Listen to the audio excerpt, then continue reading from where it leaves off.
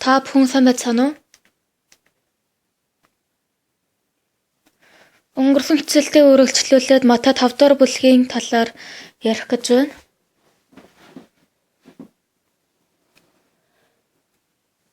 За өнөөдөр бол дүлгэн хүмүүс ерөөлтэйе гэсэн үгийг хамт хуваалцах гэж байна. Дүлгэн хүмүүс ерөөлтэйе учир нь тэд дэлхийг өвлөн авах болно. Энэ Библиэд дотор дүлгэн хүмүүсийн талаар бичигдсэн байна. Хүмүүс бол бүгдээрээ дүлгэн хүмүүс шиг амьдрахыг хүсдэг. Дүлгэн хүмүүс байвал хажуудаага энэ орчин тойрныг маш сайхан үзэсгэлэнтэй болгодог.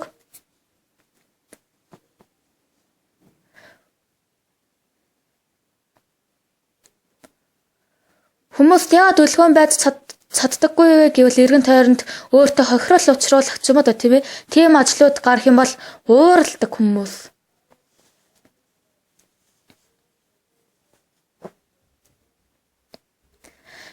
Ихэнх бардан хүмүүс бол яагаад бардан байдаг вэ гэвэл өөрийнхөө дүр төрхийг мэдэхгүй байгаа болохоор бардан байдаг. Бид нар бол үнэхээр азгүйгээр Адамын үр удмаар төрсөн.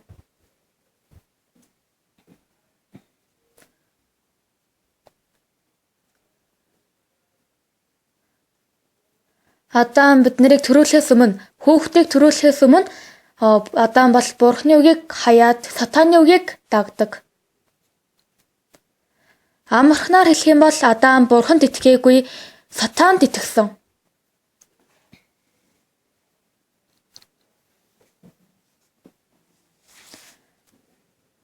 Адам Сатанд итгэсэн гэдэг үг маань Адам сэтгэлээ нээсэн, Адамтай хамт ажилласан гэсэн үг.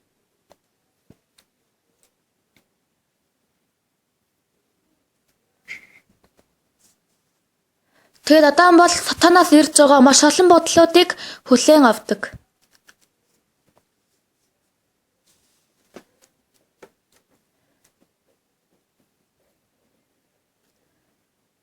Сатан биднийг мэхлээд үнэхээр сайхан зам шиг, үнэхээр үзэгсэлэнтэй зам шиг биднийг хуураад эцэстээ биднийг суурил руу удирддаг.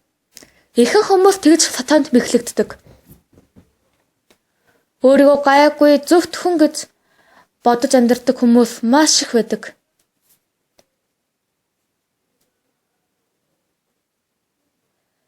За энд Есүсийн хэлсэн энэ 8 ерөөлийн талаар ярьсан. Хамгийн ихэнд сүнсэн дотроо ядуу хүмүүс ерөөлтэй, учир нь Тэнгэрийн хаанчлал бол тэднийх юм. Гашуудж буй хүмүүс ерөөлтэй, учир нь тэд тайвшрал авах болно. Дүлгэн хүмүүс ерөөлтэй, учир нь тэд дэлхийг өвлөн авах болно. Би өмнө энэ талаар ярьжсэн. Есүсийн хэлж байгаа энэ 8 ерөөл бол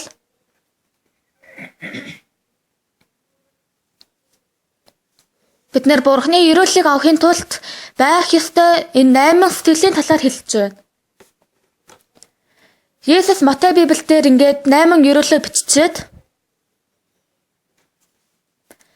бидний сэтгэл яаж хийвэл сүнсэн дотор ядуу байж чадах вэ?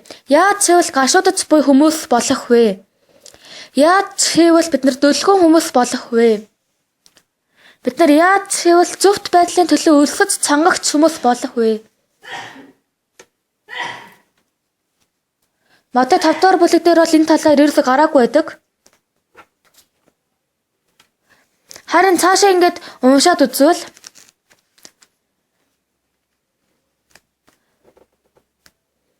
Библиэд дотор энэ асуултын нэг хариултуудыг бичсэн байдаг. За бид нар яаж дүлгэн хүмүүс болох вэ?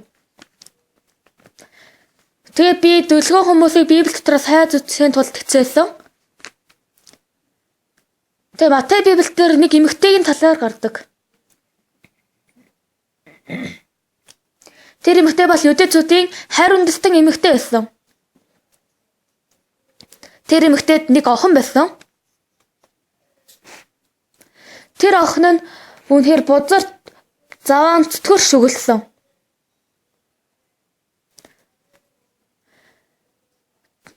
Тэгээд тэр охин өөрийгөө удирдах байгаа биш. Цөтгөр нь тэр охиныг удирдах байсан. Эзэмдэж байсан. Охин нь хэрцгий үйлдэл үйлдэж ээж нь тэр охиныг харах юм бол маш их зовлонтой байсан. Тэгээд тэр охиныг тэр цөтгөрөөс салгах гад үнэхээр их хэцээсэн.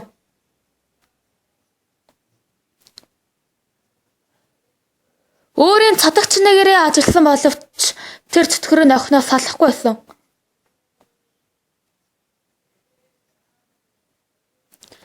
Тэгээд тэр охин нь үлдэж байгаа биш тэр цөтгөр нь тэр охиныг маш их зовоож байсан болохоор тэр ээж нь ч гэсэн тэр охиныг хараад үнэхээр сэтгэл өвдөж байсан.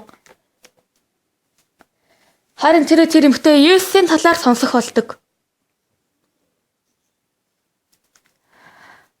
Тэгээд Есүсийн өмнө энэ охиныг дагуулж явах юм бол тэр охин цөтгөрөөс сална гэдгийг мэдсэн. Тэгээд тэр эмэгтэй охиноо дагуулад Есүсийн өмнө гарч явдаг. Есүс бол нөөр хүмүүст тэгж амар ширүүн хандаагүй. Харин энэ эмэгтэйд бол үнэхээр ширүүн хандсан.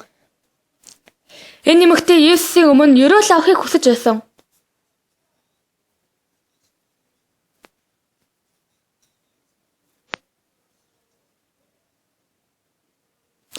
Энэ эмэгтэй бол Канаан нутагт амьдарч байгаа Израиль ард түмэн байсан. Тэгээд Есүс тэр эмэгтэйд хэлдэг. Би зөвхөн Израилийн гэрийн алдагдсан хоньнуудад буруу илгээгдсэн юм ба гэсэн.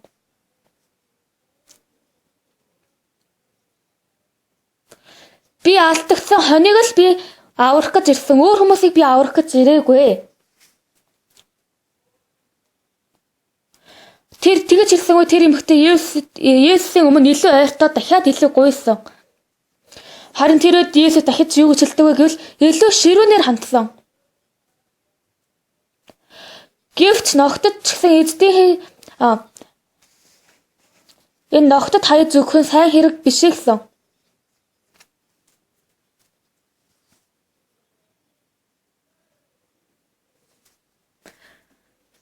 Есүс тэр эмэгтэйд хүүхдүүдийн талхыг авч ногтод хаяж өгөх нь сайн хэрэг биш гэсэн. Бид нэр энэ үгийг сонсох юм бол Есүс яагаад ингэж байгаа юм болоо? Яагаад ингэ ширүүн хандаад байгаа юм болоо гэд бид нэр ойлгохгүй байх. Хүүхдүүдийн талхыг авч ногтод хаяж өгөх нь сайн хэрэг биш гэж Есүс хэлсэн. Би Израилийн гэрийн алдагдсан хоньуудын төлөө илгээгдсэн хүн. Та нарын төлөө та нарыг би аварч чадахгүй гэж Есүс хэлж байна. Ихэнх хүмүүс ийм талаар ингэж Есүс хэлэх юм бол ихэнх хүмүүс уурлах баг тийм ээ. За тийм ээ бид нар нохой. Хов гэд ингээд Есүсийн өмнө уурлаад дахиж Есүсийн өмнө гарахгүй тийм байдалд орж болно. Харин энэ нэмэгтэй гүнзгий бодсон. Би одоо Есүсийн өмнө уурлаад тийм ээ би нохой. Би та хүнийг яаж нохой гэж хэлж чадж байна? Би хүн штэ та арай дэндүү юм аа гэд тэгж хэлэх боломжтой байсан. Есүс та ингэж хэлж болохгүй штэ та арай дэндүү юм аа. Магадгүй ингэж хэлж болох байсан. Есүс бол үнэхээр ширүүн хэлдэг. Ихэнх хүмүүс тэгж хариулах байсан. Би ч гэсэн магадгүй тийм сэтгэл төрч магадгүй. Есүсийн өмнө том дуурайд тийм ээ би нохой мөн гэж хэлээд хэлвэл надад ямар юмны ашиг болох юм бэ? Би Есүсийн өмнө эсэргүүцээд харин ч Есүсийн өмнө том дуурайд байвал надад ашиг болох зүйл ганц байхгүй штэ. Би өөрийгөө нохой гэж хэлүүлсэн ч гэсэн Есүс ивэл ерөөл аваад миний энэ бяцсан охиныг энэ харгас хэрцгээ зүтгэрээс салах юм бол надад илүү ашигтай штэ. Би ингэж хэлүүлсэн ч гэсэн манай охин энэ зүтгэрээс салах юм бол илүү ашигтай. Би Есүс энэ үгийг сонсоод Есүс юм том дуурайад миний охиныг эдгэж чадахгүй бол юу нь сайн юм бэ? Надад Есүсээс өөр арга зам байхгүй штэ. Би Есүсийн өмнө харин улам уурлах юм бол надад ямар юмны ашиг болох юм бэ гэд. Харин сатан биднэрт ингэж мэхэлдэг. Чи нохоо юм уу? Чи яаж ингэж цамайг ингэж хэлж хаад чи яаж төвчж чадж байна? Есүс цамайг нохоо гэж штэ. Уурлаач тэ ойрлаач хашгираач. Чи одоо эндээс гар. Чи Есүсээс өөр юу хүсэж байгаа юм бэ? Гэт сатан тэр эмэгтэйд тийм сэтгэлийг оруулж өгөх боломжтой. Би ч гэсэн амьдрахангаа өөртөө зохон хохиролтой ч юм уу да тийм зүйлтэй тулгарх үед мэд дээрс уур гардаг. Гэл уурлаад юм шидмээр санагдаад тийм ээ би нохой тэгээд гэл чи тэгэл ганцаараа сайн амьдрахгүй юу гэд. Миний дотроос тийм сэтгэл бүр хангалттай төрхөөр тийм хүн. Та бүхэн ч гэсэн ийм сэтгэл төрж байгаагүй юу? Харин илүү чухал зүйл нь юу гэвэл та нар тэгж болохгүй. Тийм ээ би нохой гэл. Хүн минийд битгий нохойтой харьцаад би нохой. Тийм ээ. Чихс хүн биз дээ. Би чамайг юу хадзээ гэд. Бидний дотроос тийм сэтгэл гарах боломжтой. Харин тэр эмэгтэй бол ерөөсөө Есүс юм тгээгүй. Тэгж чадахгүй. Яагаад вэ гэвэл тэр охин нь үнэхээр өрөвдөлтэй харагдаж байсан болохоор. Өөрийн охин нь тэр зүтгэрээс салхийг л тэр эмэгтэй хүсэж байсан. Өөр Есүсээс найдах зүйл ганц ч байхгүй байсан. Тийм болохоор тэр эмэгтэй бол Есүсийн өмнө тэгж хэлж чадаагүй. Тэр эмэгтэй бол Есүсийн өмнө ивэл ерөөлөхгүйсэн. Тийм ээ эзэн минь ээ.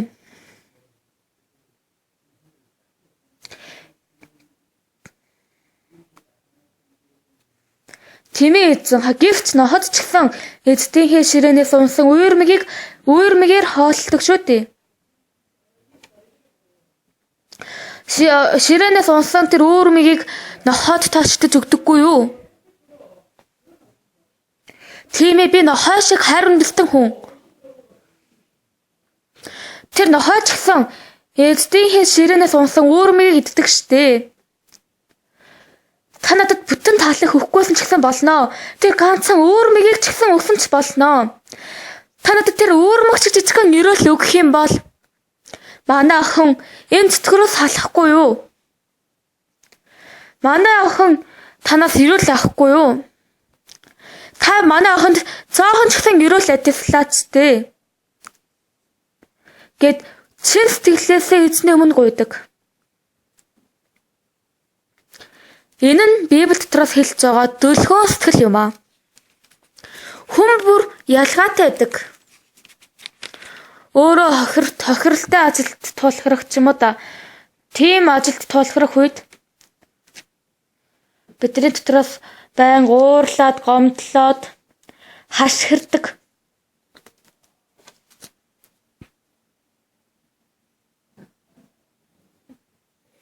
Гэт өөр хэлэн сэтгэл ингээд төрхөнгөө бүх зүйлүүдэд дуусгамаар санагдаад бүгдийг дуусгамаар санагдахгүй байдаг. Харин энэ нэмэгтэй бол тэгж чадаагүй. Тэгж чих бол намархан. Харин тэр эмэгтэй тэгж чих юм бол тэр эмэгтэйгийн охин нь яаж аврагдах юм бэ? Би чир уурлах юм бол манай охин энэ бозар зүтгэрээс яаж салах юм бэ? Манай охиныг энэ зүтгэрээс хэн салгаж өгөх юм бэ? Зөндөө бодсон ч гэсэн өөр арга зам байхгүйсэн. Есүс өөр, Бурхны хүүгээс өөр манай охиныг тэр зүтгэрээс салгаж өгөх хүн байхгүйсэн.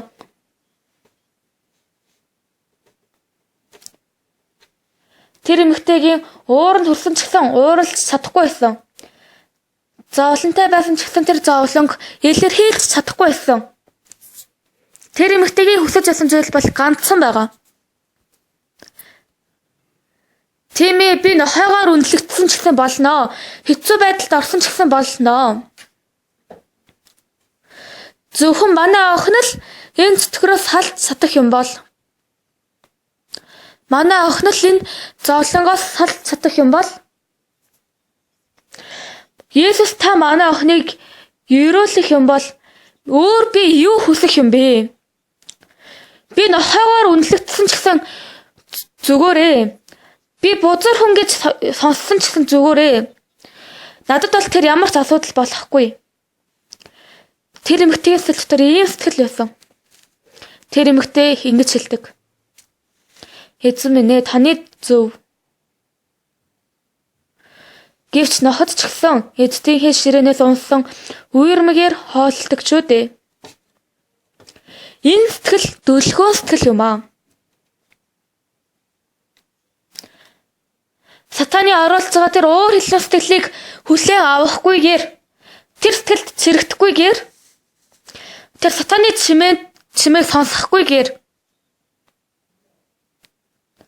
маш даруй дөлхөө сэтгэлээр Есүсийн үгийг хүлээн авч байна. Тэгээ Библи биднэрт юу гэж хэлж байна вэ? Дөлхөө хүмүүс ирвэл учир нь тэд дэлхийг өвлөн авах болно. Энэ Библиэлд гарч байгаа тэр эмэгтэй шиг амьдрах юм бол бид нэр ерөөлтэй амьдарч чаднаа. Би маш олон хүмүүстэй уулзаад, маш олон хүмүүст сайн мэдээ тараасан.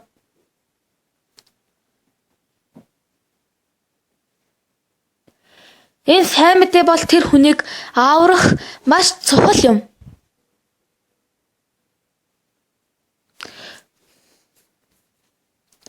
Тэр хүн үгийг сонсоод үнэхээр дөлхөө сэтгэлээр хүлээн авахгүй юм бол тэр хүмүүс бүгдээрээ суурил авахаас аргагүй. Тийм болохоор итгэлийн амьдралын зөвлөгөө бол үнэхээр чухал гэдэг. Би маш олон хүмүүст зөвлөгөө өгдөг. Харин ихэнх хүмүүс өөрийн сүнстэй ямар ч сонирхолгүй байдаг. Өөрийн бахан бийг, өөрийн үйлсийг л хүмүүсийн өмнө гайхуулах гэж байдаг. Өөрийн хийсэн тэр зөвхт үйлсийг хүмүүст гайхуулад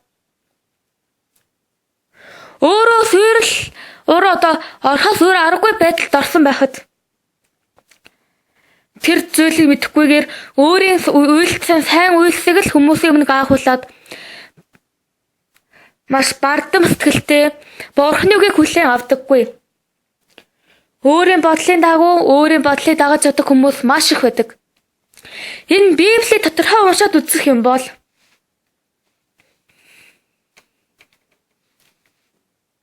Библи дотор энэ дөлгөөн эмэгтэй шиг ийм дөлгөөн сэтгэлтэй хүмүүс маш их байдаг. Үнэхээр эзний өмнө дөлгөөн сэтгэлээр эзний өмнө гарч аваад нүглээс угаагдаад сатанаас салж байгаа хүмүүс маш их байдаг.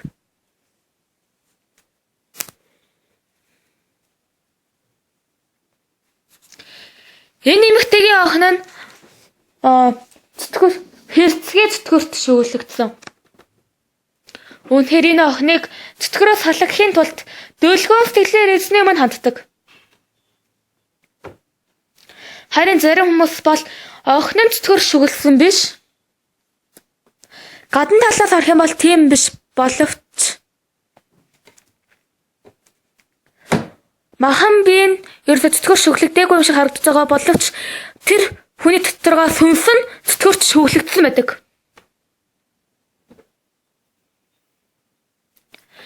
Энэ охиныг тэр зүтгэрөөс салгахын тулд дөлгөөн сэтгэл хэрэгтэй байгаа шиг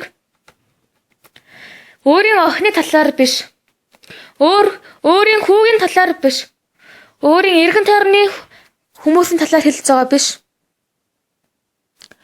Харин ч өөрөө бузарч зүтгэрт шөглөгдсөн хүмүүс их байдаг. Би өмнө залуучуудын төлөө лекц тараахаар явсан. Харин нэг эмэгтэй над дээр ирээд ингэж хэлж байсан. Пастра, манай хүү Сургуулийн багшиг задсан байна. Тийм хүн хаана үт юм бэ?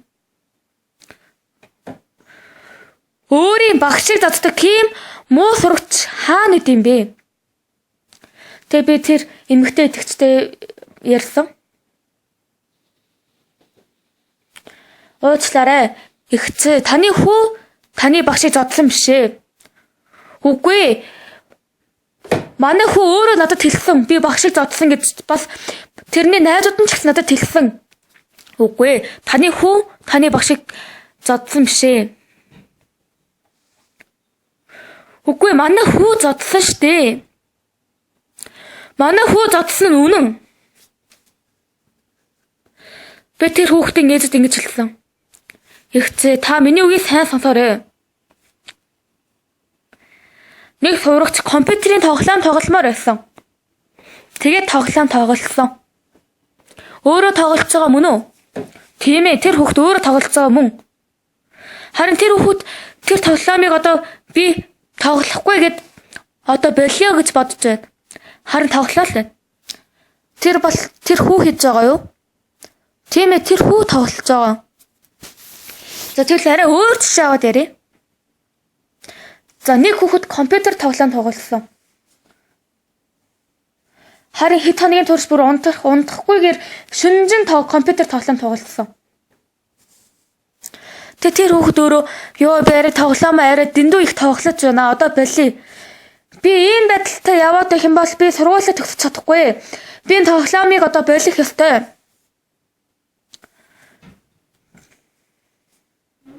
Тэр хүүхэд шийдвэр гаргасан. Би одоо энэ тоглоом тоглохгүй гэж. Харин тэр хүүхэд тэр тоглоомыг болмоор байна. Тогломооргүй байна. Харин тэр тоглоом тоглоал байна. Хэн тэр хүүхдийг тэр тоглоомлоо удирдах байна. Тэр хүүхэд бол яг үнэндээ тоглоом тогломооргүй байна. Харин тэр хүүхэд тоглоом тоглож байгаа нь миний мэдхгүй нэг хүч намайг тэр компьютер руу уулсан цэрч оруулж байна. Үүн тийм ээ? Тийм ээ. Надаас өөр хэн нэг нь намайг компьютер руу удирдах байна. Цэрч явж байна.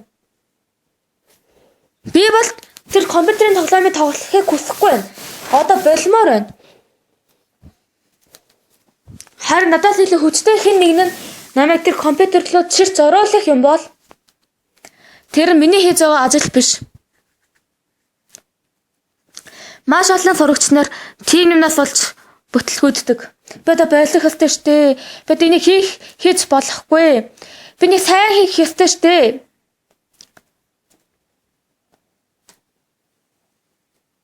Тийм сэтгэлтэй амьдарч байгаа залуучууд зөндөө байна. Харин хүснээрээ болдоггүй. Өөрөө ингэж хийхийг хүсэхгүй байна. Харин өөрөө ч мэдгүй хэн нэгэнтэй маш хэрэлдэж нөхөр нэг юм хэлэх юм бол уур нь хүрээд уурлаад тэг ихнэр нь уурладаг. Уур нь хүрээ бүр тэсхийн аргагүй болсон үед нэг эмэгтэй гэрээ цэвэрлэж байсан. Том өрөөгөө цэвэрлээд жижиг өрөөгөө цэвэрлээд ингээд цэвэрлэгээ хийгээд үзэх юм бол одоо сэтгэл нь өөрчлөгддөг. Яана би нөхөрт арай л муухай хандаад байна. Ихэнх хүмүүс тэгж боддог гэсэн. Над шиг муу эмэгтэй хаана үт юм бэ? Бусад эмэгтэйчүүд бол нөхрөө ажилд явахад сайн яваад ирээрэй гэж маш сайн амтдаг гэсэн. Харин би өндөр нөхөртөө ууралчлаа. Над шиг муу эмэгтэй хаана үт юм бэ? Би дахиж нөхөртөө тэгж уурлахгүй.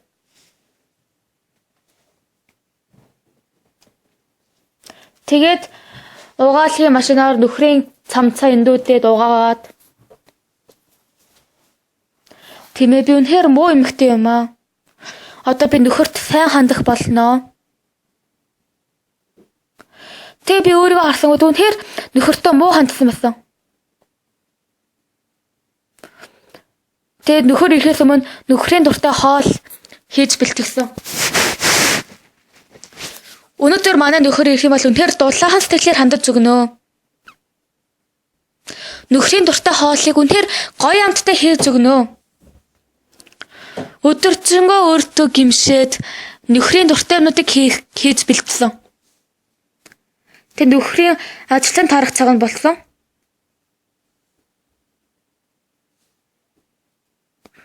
Тэгэд нөхөр яг гэртээ хаалгаа нэгээд орж ирэх үед нөхөр ирэхээс өмнө бол үнэхээр гимшиж байсан сэтгэлээр уучлаарай гэсэн сэтгэлтэй байсан.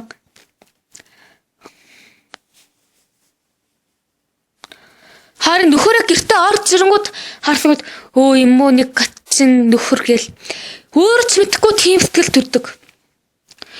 Гимшиж байгаа тэр хүн нь хэд хинбэ? Ингэж бузар сэтгэлтэй уурлаад байгаа хүмүүс бас хинбэ? Уул энэ би нөхөртөө сайн хандаж өгье гэж бодсон. Харин нөхрийг харахад бол би биш арай өөр хүн миний дотор байгааг би олж харсан. Тэр нь хинбэ? Бузар сүнс юм аа. Энэ Канааны эмэгтэй охин нь бузар зүтгэрт шөглөгдсөн.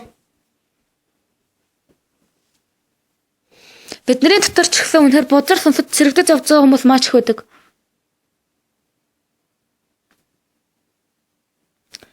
Тэр эмэгтэй үнэхээр өөрийгөө хаяад тэр охины төлөө л зүтгэсэн. Өөрийгөө үнэлэх тэр үнэлэмжээ бүгдийг хаяад тэр ганцхан охины төлөө эзний өмнө гардаг. Тэгсэн үед үнэхээр эрүүлтэй амьдралаар өөрчлөгдсөн. Та бүхэн ч гэсэн тийм Бурхны ивэл эрүүлийг авахыг хүсэж байна. Баярлалаа. Дараагийн цагаар өргөжлүүлээд ярилцгаая. Баяртай.